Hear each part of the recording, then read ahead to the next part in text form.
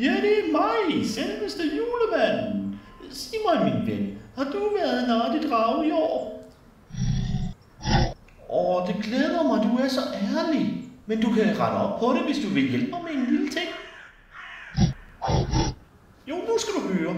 Jeg har en gave til prinsessen, men ifølge juletraditionen må julemanden kun aflevere gaver, hvis ens hjem har en skorsten. Og prinsessen har ingen skorsten.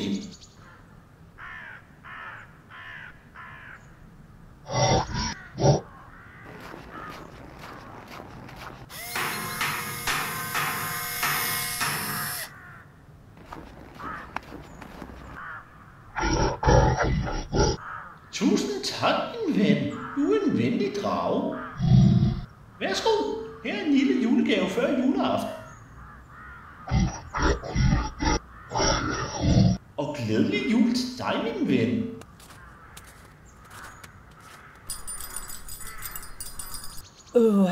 Hvor er her altså koldt. Hvorfor er radiatoren ikke opfundet endnu?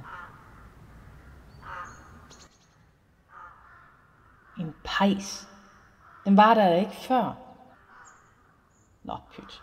Så længe jeg får varmen, så vil jeg ikke stille spørgsmål. Jeg tror endelig, det lykkes for mig at redde prinsessen ud af tårnet. Sådan der. Nu skal den bare tændes.